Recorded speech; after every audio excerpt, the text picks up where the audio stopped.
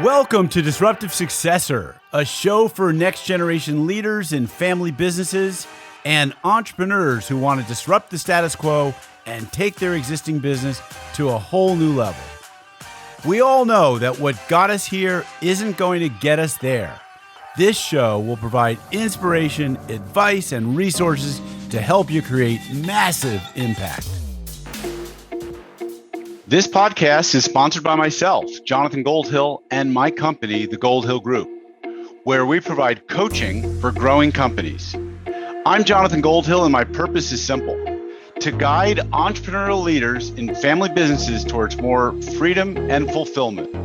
I want entrepreneurs to get clarity around the changes that will make them and their businesses more successful so they can experience the same freedom I've enjoyed in my life.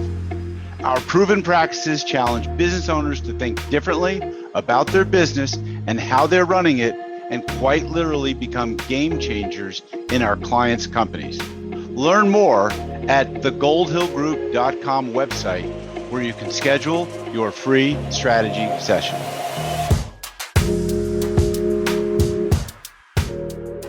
Hi, it's Jonathan Goldhill, and welcome back to another episode of the Disruptive Successor Show. Global anxiety is heightened from unknowns created by the pandemic, lockdowns, financial and job instability, the Russian invasion, and more. This is hard on everyone, but it makes those with high conflict personality even more high conflict. HCPs, or high conflict personalities, are dividers by nature. So the increased anxiety makes them even more divisive, hostile, and blaming in business and in families. Conflict and toxicity is out of control these past few years, which makes it imperative for businesses and families to understand high conflict personalities and how to handle them. My guest today is Megan Hunter, who has an MBA and is the co-founder and CEO of the High Conflict Institute in San Diego, California. And she is partnered with an author and speaker, licensed clinical social worker and lawyer named Bill Eddy, who developed the high conflict personality theory.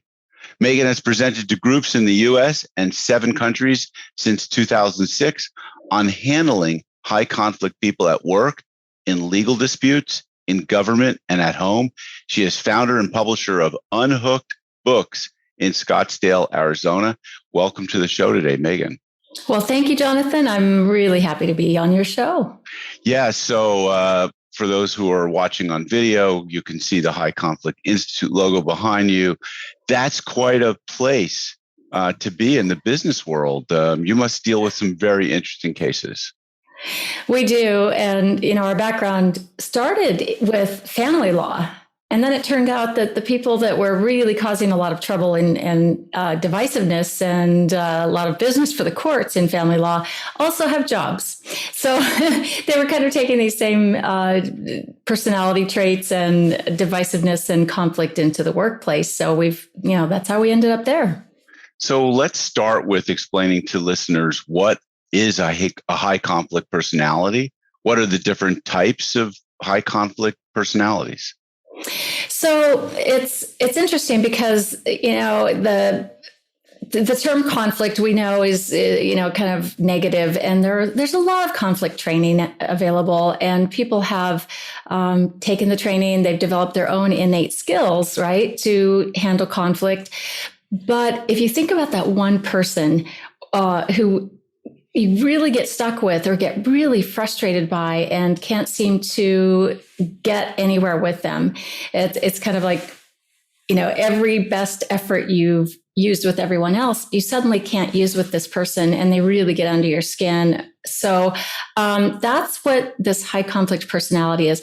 By definition, it's not a diagnosis. It's actually a pattern of kind of a description of a pattern of behavior, of high conflict behavior. So it's comprised of 4 things, 4 characteristics. So it's someone who repeatedly, consistently blames. They really focus on a target of blame.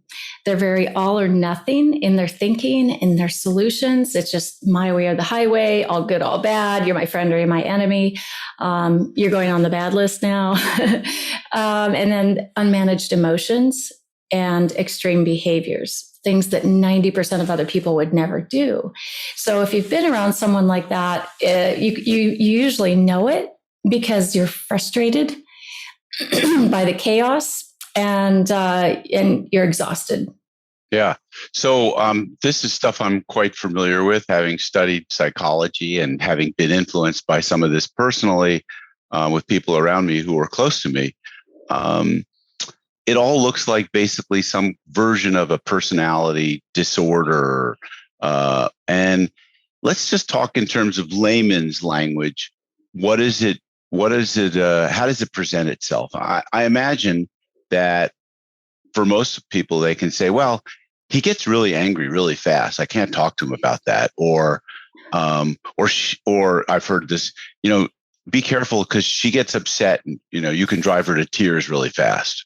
Right. Or they seem bipolar in their behavior. And most people who use bipolar have no understanding of the actual clinical definition, I'm sure. But what else are you seeing in terms of how it presents itself in a workplace? You're spot on with the bipolar. We hear that so often. And it seems that anything that's outside the norm of behavior is labeled as bipolar because it's what people know. That's all they don't really know. Like you said, they don't know the clinical definition, but it's outside the norm. Although the last 10 years or so, one of the disorders, borderline personality disorder, has gotten a lot more attention. And then narcissistic personality disorder is trending of late. And I see like the antisocial sociopath trending lately. So, but our work is grounded in 5 personality disorder types, and it's borderline, narcissistic, histrionic, paranoid, and antisocial. Antisocial not meaning the guy that stands in the back of the room at a party, but antisocial as in sociopath. That's kind of used synonymously. And it's kind of hard for most people, I think, to understand what a personality disorder is. And so I just have a very different way of describing it. And I need to preface it with this. Not everyone with one of these personality disorder types is a high conflict personality. Mm-hmm. It's when they have that with blame also. Blame is kind of that distinguishing feature. So I don't want anyone to go away thinking that, if they know someone with borderline personality, that this is, that they are high conflict. Some are not. But so these 5 types, I look at them as having an operating system. And it's programmed with rules that are different than most everyone else's rules. The problem from the outside is we don't know this. There's no one's walking around with a sign saying, "Hey, I'm going to be pretty challenging for you because you don't know my rules." So once we know the rules, it gets a lot easier. But essentially, they have. I describe these as relationship disorders, whereas bipolar you're going to see, and some of the other disorders like that like schizophrenia and those types, they also cause relationship disruptions. However, there's something else going on with these personality disorders. They are they're wired differently, and it's usually a combination of either some genetics, some trauma, attachment disruptions, things like that. So they've been developing this wiring through their whole lives. And it causes them to have struggles in relationships because they don't stop themselves where other people will, right? So I was just speaking to a friend last night whose adult child got into a fight with her own husband. They have a young child, a little baby, and a couple of other children, toddlers, and this daughter got very upset at her husband and really spun out of control, fighting, crying, and went and grabbed a pistol. Whoa! Right. The husband is ex-military. He disassembled the pistol. Fortunately, she runs to the kitchen to get a knife out of the butcher block. All right. So he was able to disarm her and everything turned out okay.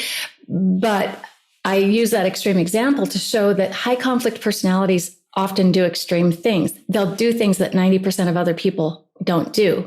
And it's all very primal. It feels very natural and necessary and normal to them because this is their operating system. And so, it's driven by the amygdala and the fear center and the things in their brains. And they just can't regulate that. And it takes those of us on the outside to help them with that because they just don't stop themselves.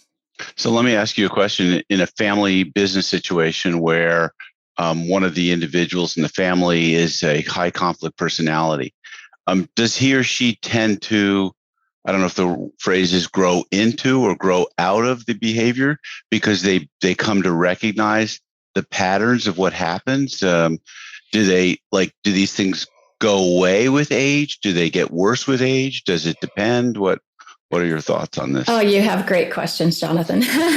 So, personalities don't really change over time, except for the malignant narcissistic personality, which, the mirror term malignant means growth. And so they do seem to get worse over time, where the other personalities seem to be set. All of us, our personalities are set, and we can get better and, change some things, but you kind of are who you are. Now, when we talk about these 5 personality types, there's a real lack of insight, like zero. So if you were to ask me, I do some of those things you're talking about, Megan. I have some of those behaviors. Am I high conflict? Well, my answer would be no, you're not, because you're having insight into your own behaviors. And the true high conflict personality does not. And that's why I like to explain it as an operating system. An iPhone doesn't know it has a different operating system than an Android, right? This is how it's programmed, and it's just very normal, and it's been growing your whole life, or wired this way. So it just feels very normal. So if you were to tell someone that has these behaviors that you think they're high conflict or a high conflict personality or a narcissist, they have no clue. They just don't. They think it's everybody else because it's kind of hard to explain, but they really feel that forces from outside of themselves are causing them to feel all this anxiety internally. Right. When it's really their own internal distress that's creating this. So when they feel angry suddenly, like that person you're talking about, like, Grandpa so-and-so, he's just got a hot temper. He gets upset, right? Well, what's really going on probably is this unregulated personality, and they can't stop themselves, and they get mad a lot and don't control it. And then we just walk on eggshells around them. Yeah. And hence the book I read called Stop Walking on Eggshells, I think by Randy Krieger, if I'm not mistaken. So, right. So I just want to back up for a second and just be clear. So we're focused on high conflict personalities. We're not focused on low conflict personalities. So someone with bipolar, who is, and there's 2 types of bipolar. There's 1 and 2, right? One cycles really fast, so they can go real high and real happy, and then real low and real depressed, and that can happen in a matter of hours or days. The other one is cycles really slowly, and they can go into a 3-month, 6-month, not leaving the room type of depression. These are not high conflict personality types. Am I right? You're right. Although you can have overlap, and there's research that shows that there's overlap often between bipolar and some personality disorder types. So you can have both. And, then it can be tricky. Okay. All right. So now let's suppose that a business owner is recognizing that the behavior of one of their employees is off, but they're not really sure. Now, one of the things I teach them, and maybe you also teach them, is how to have a difficult conversation. There's books written, Radical Candor, Crucial Conversations, but having a difficult conversation is an important thing with any employee. But if you've got someone with a high conflict personality, it's a game changer. It's a very difficult, the framework that I teach might not work with that person altogether. How do we address these situations in real time with employees? Yeah, it is interesting because, like I said, we just don't know the rules to the operating system. And once we know those rules, we can communicate differently. It takes some practice, and it's because we have our own defaults. because as you and I talk, we just assume that each other can problem solve, right? Mm-hmm. Right. And we're doing pretty good so far. Right. But we're rational. We're rational. And right. So these are folks who can be rational in a business conversation. There's no lack of intelligence or, skill or anything like that. But the personality gets in the way when it comes to relationships. So basically, it kind of goes like, everything's going along fine, but when their fear, like these are fear-based operating systems. Okay. So let's say for the narcissistic personality, it's the fear of feeling inferior or feeling powerless. And there are different kinds of narcissists, but we can kind of generally say it that way. So their default place is, well, first of all, all of us have a default of wanting to feel safe. Right? When we're in a safe state, we're not feeling anxiety. When we feel anxiety, we want to get back to the safe space where we don't feel anxiety. So for this particular operating system, when the fear is activated, so fear of feeling inferior, that may happen by someone else getting praise or someone else getting a raise or someone else getting a project they wanted, whatever.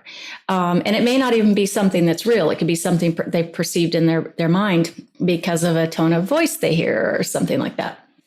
Then they immediately have this anxiety and they have to do whatever it takes to get back to their safe space, their default. So what are they going to do to get back to being to feeling superior? They're going to put you down. They're going to knock you down. They're going to, and these are the folks that might kiss up and kick down, and they'll do whatever it takes to get there. So this is why you see them getting in trouble, the high conflict personality at work, because they'll do things that other people wouldn't do, either to get to the top or to, they might lie to cover up something, or, they're just, some types are wearing out the carpet to the HR office, right? Every time something doesn't go their way, the way they're programmed for it to work, they're going to march off and go complain to authority, either the manager or to HR, and they might be in a fit of tears or they might be really angry, and they just don't stop themselves. Now it isn't always some big, huge outburst. It can also be undermining behavior, more cold, calculating type of behaviors, and kind of get people that way. So these people are the ones who are most frequently put on performance improvement programs, PIPs. These people I imagine, have job histories that demonstrate that they don't stay in any one place for too long. So lots of job hopping, I would imagine. Do you see otherwise? No, I do. I mean, I think it's probably more rare for them to stay in a job for a long period of time, but it depends on who is around them and what kind of pressure is being put on them, right? So, like the book you mentioned, Stop Walking on Eggshells, high conflict people need others around them to set boundaries and set limits more than anyone else in the world. Yet we set the least limits and boundaries because we're walking on eggshells. Right. So if you're in a company and you're like, why is this person still here? I've been watching them, get away with stuff for years, and they're dividers. They're not uniters. They're not team players. They're, staying in the storm all the time. Oh, but she's a high performer, so they keep her around. So there's that type. And in a family business, that's pretty tough to get them out, right? Mm-hmm, sure. And that can be a real train wreck. So it's kind of a depends, but I would say the high conflict person themselves, they'll get frustrated and they will move on quite a bit and go take their sunshine somewhere else. Yeah, well, as I'm listening to you, I'm thinking, successful companies have well-defined organizational structures. They've got well-defined processes that people follow. They have KPIs, metrics, scorecards where people are held accountable, and this might be very difficult for someone with a high conflict personality, and they're maybe the ones who are first to go. It seems, what kinds of things do you get called in to do? And whether it's in family businesses or in government or in the legal world where there's disputes, What's an example of something you've been called in to work on, and maybe share with us some of what you teach in your workshops, so we can have our listeners maybe start to apply something they can take away with someone who's their problem person. Yeah, good. That's a great question. A lot of it is understanding, just having an understanding that some people are truly different and they operate outside, excuse me, the norms of everyone else. And so it's accepting and acknowledging that, and which is kind of that first step of having a paradigm shift, so that you realize, okay, this person does not have the ability to adapt, and so I must adapt. So, we'll get called by companies it's usually when there's some big toxic situation happening, and it's, everybody's just falling apart, and the HR manager is like, I don't know what to do here. It's just so toxic and nothing seems to be working. Or we may be called because there's one person that's just destroying from within. And the morale is killed. There's a lot at stake, a lot on the line. And so we help companies kind of figure out whether, they can keep this person and learn to work with them. That means those around them having to adapt. That means having to put in place some pretty strong policies. And like you said, big organizations typically have these, although we've worked with some of the major organizations that have changed their policies, like an open door policy, once they realized or got this information and training about high conflict personalities. So a lot of those big companies will have such policies, but a lot of small businesses, as I'm sure you're familiar, they're busy and they don't have time to put that structure in. Family businesses, the same. So, we'll go in and work with them. And I like to do some training, meet individually with different identified people, and then maybe do some coaching with them, train up the management, look at the policies. And I like to do a mission statement to get, most companies do have a mission statement, although not all of them do. But it's really a focused mission statement that helps you tie everything that an employee does into that mission. And it can, if they can't comply with that over a period of time, then, then they probably need to go, because they're going to be, it's like the law of diminishing returns. How much toxicity, how much morale depletion can you withstand, by keeping this person? So, we help them decide whether it's time to let some people go. There are some companies that absolutely don't want high conflict people on their workforce. Others are willing to say, okay, let's try some coaching. So what we do is we either do the coaching ourselves, or we teach like an HR manager or someone in HR or EAP how to use what we call a new ways for work method, which, if you go back to those 4 characteristics I talked about in the beginning, the all or nothing thinking, unmanaged emotions, extreme behaviors, and focusing on a target of blame, we teach them the 4 opposite skills from that. So how to have flexible thinking instead of all or nothing, how to take responsibility instead of blame, how to manage your emotions instead of, run down the hall to the HR in tears, how to manage your behaviors and not be so extreme. So it's really teaching them some new skills.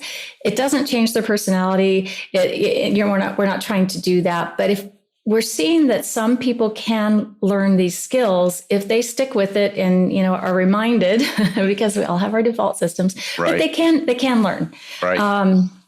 So it just takes an effort. Question, are any of these personality disorders labeled as a disability, or do you see that that's maybe something forthcoming, and that people with these personality disorders might become a protected class, if you will?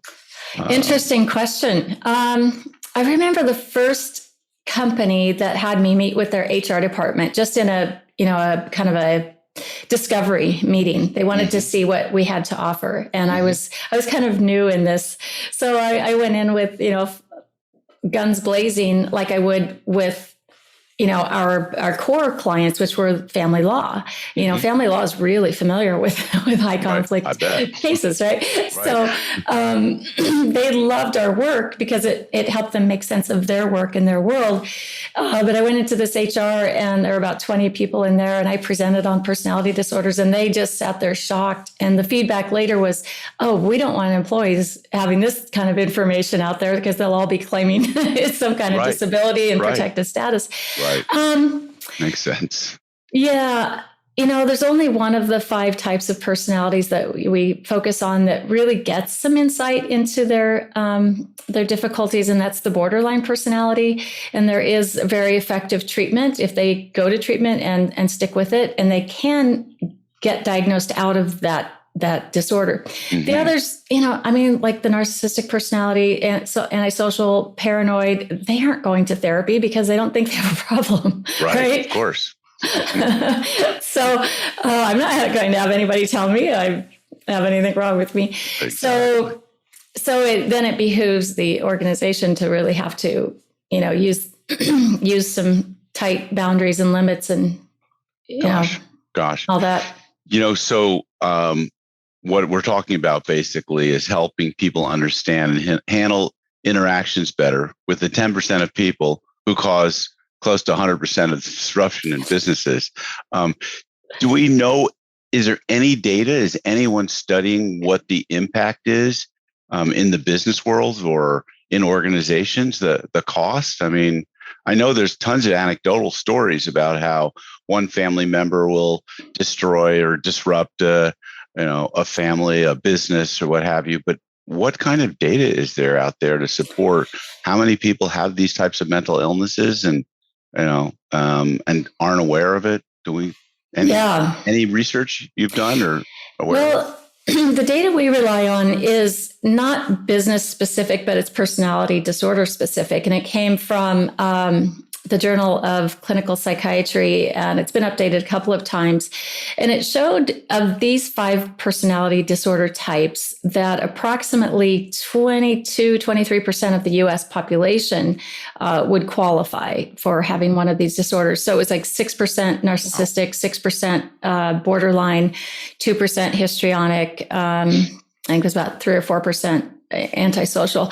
So you think about that in a population of 330 million people, and it's a lot of people, nearly probably a quarter of the population. And I think we're seeing an increase in disorders, these types of disorders. And because of, role modeling and larger society and cultural, just the way things are going, and a lot of trauma, things like that. So it seems to be increasing. So let's say even 25%. Now, not all of those 25% will have, a high conflict personality, but we've, after 15 years of doing this work and, in many parts of the globe, we ask our audiences, in your caseload, in your work, whether it's HR, mediation, court, government, business, wherever, what would you say is the statistics? And it usually comes to about 80-20.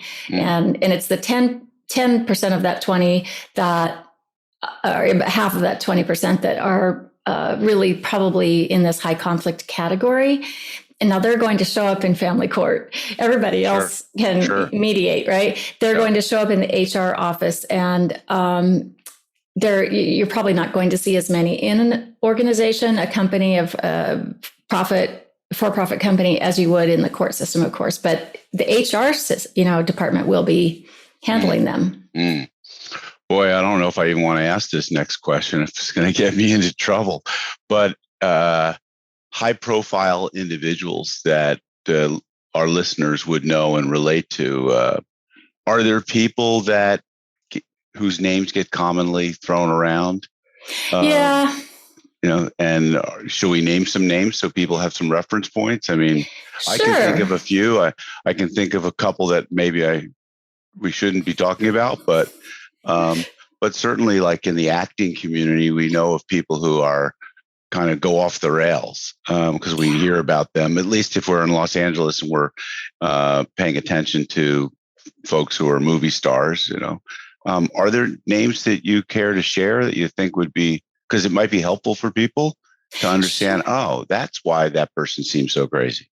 Right, right. And, we can just preface it with, we don't diagnose or label anyone. I'm not qualified to diagnose. We don't want to label people because these are just people who are, honestly, in Megan speak, they have some brain damage or a brain injury, I guess. I shouldn't say injury, but this is just how they're wired, and they didn't order it on Amazon, right? They didn't ask for it. It's just who they are. So, and it's invisible. It's not like they're, like it's not like they're missing a leg or an arm or, something like that, or they've, got something obviously that's a physical characteristic. This is a harder thing to see. And I think that your point to labeling is really important because I imagine that labeling them is the thing that probably would set them off the fastest.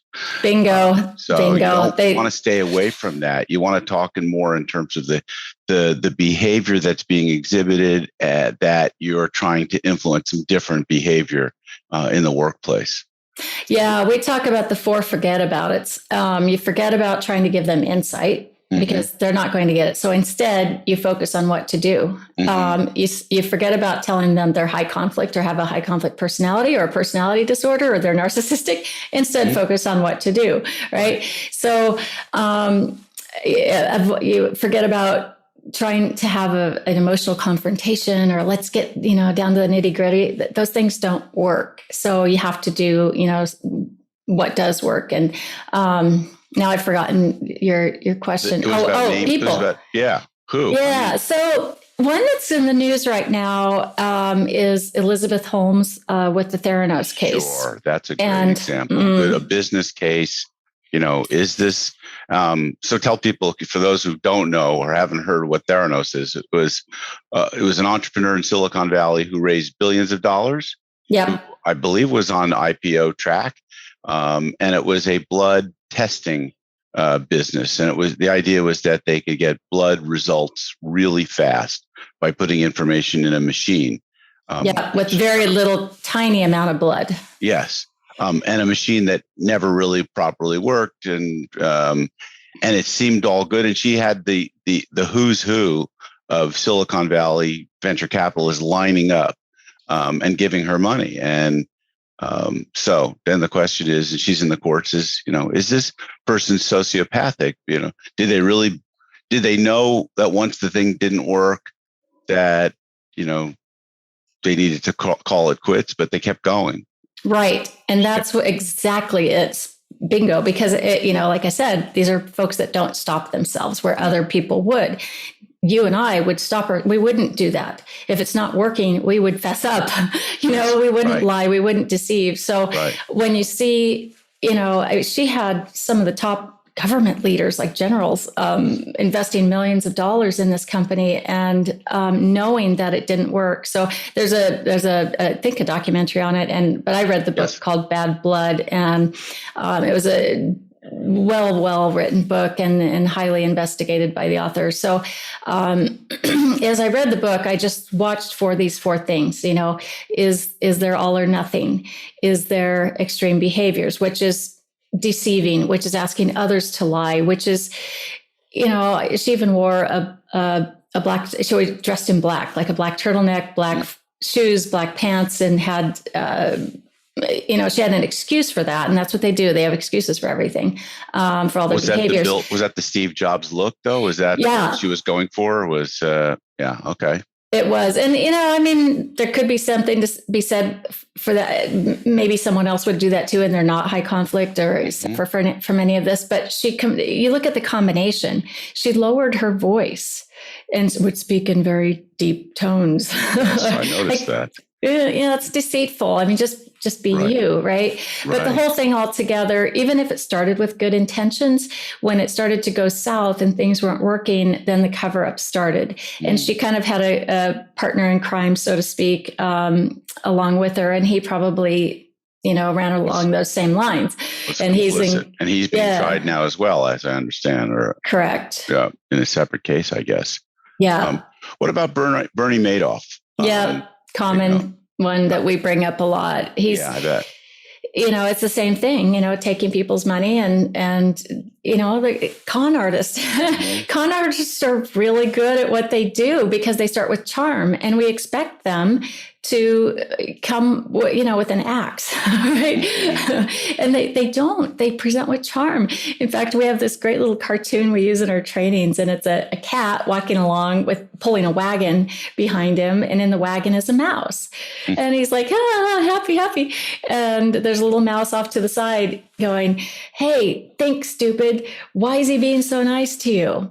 Right. Now, I grew up, a farm girl in Nebraska, and, went to church, and we trusted people, small town, and so I was pretty naive, and I got conned by a church lady once in my adult years, the fake cancer thing. And what I learned, and I think, Bernie Madoff's investors learned is that charm in the beginning is a red flag. Right. Victim stories are a red flag. I don't know if Bernie Madoff had any of those, but if it's too good to be true, it's probably not going to pan out very well. They'll also confuse you. If you ever find yourself confused by someone and you feel a strong urge to believe them or to help them or to invest with them or whatever, but there's, kind of I'm not sure about that. Stories aren't matching up. Absolutely don't do it, because you could be dealing with someone like this. Right. Yeah, I've had the experience with someone who will tell these stories, and they're made up. They're not really true. And then they're telling someone else different stories. And it makes you a little crazy because you're starting to feel like you were gaslighted, which is a term that, only people who watch the movies would know. But yeah, it's being gaslit is terrible. It is terrible. It's really crazy making. And, and we have people that, like attorneys who will come back to our trainings year after year. And I'm like, why are you coming to this training? You've already had it. You already spent the money before. Why are you doing it again? And they say, well, I've had another year of crazy making. And you just start to doubt yourself.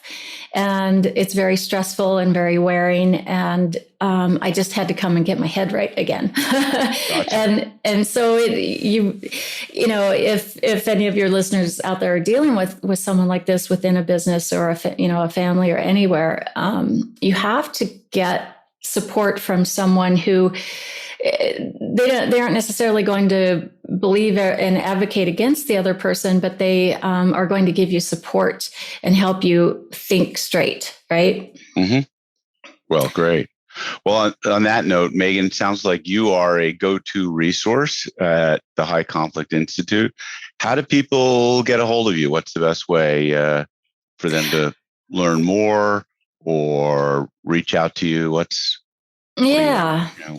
So we have a pretty normal website, highconflictinstitute.com. Mm-hmm. And you can find our books anywhere. And, I didn't even mention our key communication strategies, BIF and EAR, but there's books for both. One is BIF at Work, and that's a really good way to communicate by email. Anytime you have to communicate in writing, it gives you a structure with high conflict people. And it's actually brilliant. And BIF is an acronym for something? Yeah, brief, informative, friendly, and firm. And informative, friendly, and firm. Sounds great. Love it. It's fantastic. And then you check it for, don't give advice, admonishments, or apologies.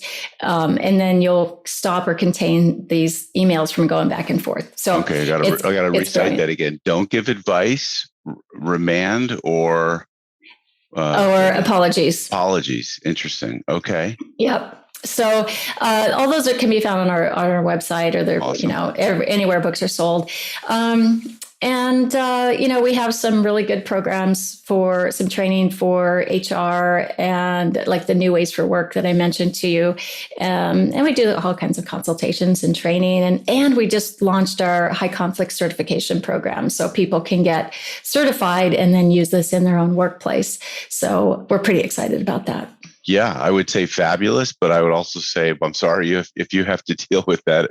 It must be a handful at work. And yeah, I think that, I've been working with systems like top grading and the WHO method for hiring. You might be familiar with them. They're ways of basically identifying A players and weeding out the C players and either elevating B players, or if they're not a fit, coaching them out of the organization. And I always think of these things as somewhat Darwinian. It's like survival of the fittest and the best. And there's no place for people who have high conflict personalities in these companies. And sometimes, you might not know it and you might be fooled. I was just a quick little story. Someone I know who is in a high profile position with a very large coaching organization tells a story about how they were interviewing a COO for their company. And everything looked like this was the perfect person. They had fallen in love with this candidate within the first few minutes. And they followed this top grading process, which is one of doing a very lengthy, like 3 to 4 hour tandem interview with two people. The whole idea is that by doing an interview that lasts that long, if people are lying or there's any kind of a charade, they can only hold it up for so long. They went through the career history with this person in depth, and they finally uncovered that like 3 bosses ago at a company that this person said he had left because he had punched the CEO out and gotten into a fight. And then suddenly it just like a ripple effect in the interview where they realized, whoa, there was a whole pattern of anger that this person had shown where he had been a victim in all these different situations. And, right? Yep. Ding, ding, ding, ding. Ding, ding, ding, ding. And they said, they did not hire this person. And it saved them probably, hundreds of thousands of dollars in, because it was a high level position in a big company. So, that's really fascinating because it brings up so many things to my mind. And one is I've seen the best top psychologists, very seasoned professionals in many industries, be fooled by the high conflict personality. That's why we're very specialized at High Conflict Institute. We have something that's a little bit different. It's kind of that next level. And even we at HCI have been conned. We often get requests to have interns or externs from different universities, and we love the help. So we had, when we were kind of newer, we were requested, someone made a request to be an extern for us from a very prestigious law school conflict management program. So we're like, yeah, this would be great because we were really small at the time and we needed help, right? So, right. But one of the things we do is we like to meet people in person so you can get that in-person vibe, because there's a lot that our brains will tell us subconsciously, right? If you know what to look for. So I went to California. I live in Arizona. I was going to be over in LA. So I said, well, I'll stop on my way back and meet with him. So we met for lunch, and he was very calm, very nice, suit and tie. Now, he also had a severe disability, which I think increased my empathy level and made me overlook possibly some other potential issues. And so everything went fine. Smart fella. I didn't really get a bad vibe. He wasn't super charming. He was just very sort of neutral. So he worked, we went ahead with the externship and we worked with him for a while. He helped us do some writing in some of our books, and we had to take it out later. But one day we got notification that he'd been arrested by federal authorities for impersonating someone or stealing someone's identity. And he'd come from another country, and I guess he wanted to be, a lawyer in the U.S. So he just assumed someone else's identity and did that. So he got sentenced to 15 years in a federal penitentiary, and guess who didn't show up to serve? So I say that because I want you and your listeners to understand that it can be tricky. Bill, Eddie, and I are pretty expert at this, and we still missed it. Yeah. So the so thing did is, a lot of people miss Frank Abagnale, who was the central character of, I think the movie's called To Catch a Thief. Yeah. That Leonardo DiCaprio plays. Go ahead. A lot of people missed that with him too. Yeah. Yeah. It's so then the buffer, to really help yourself, and what we advise all of our clients is get to know someone 6 months, have them, hire them on a provisional basis, a probational basis. And within 6 months, you'll see these things. Within a year, definitely, but probably within 6 months. Whether you're hiring someone or dating someone, we say don't get entangled in any way financially, buying a house together, having a child together, getting married, any of that or doing a business partnership, anything like that. Right. Until you've known them at least 6 months. Do background checks. I've done background checks that were mind blowing. What I saw in front of me turns out, was very different when I started looking at the history. Wow, so important and so interesting. And background checks is not something I've been talking about with clients at all in recent years. And it's pretty important, especially if they're handling money or in a high profile, maybe customer facing position. So Megan, this has been a wonderful 45 minutes of time with you. It's been so insightful. Thank you for sharing your wisdom. Folks, if you know someone who is dealing with a person who has a high conflict personality, they suffer from one of these 4 different types of personality disorders, Megan Hunter is your go-to person at the High Conflict Institute.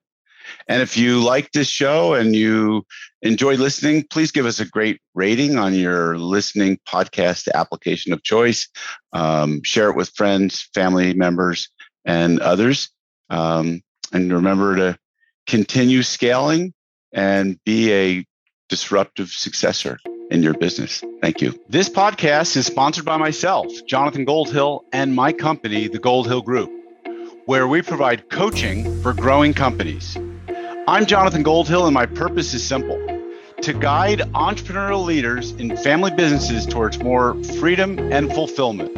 I want entrepreneurs to get clarity around the changes that will make them and their businesses more successful so they can experience the same freedom I've enjoyed in my life. Our proven practices challenge business owners to think differently about their business and how they're running it, and quite literally become game changers in our clients' companies. Learn more at thegoldhillgroup.com website, where you can schedule your free strategy session.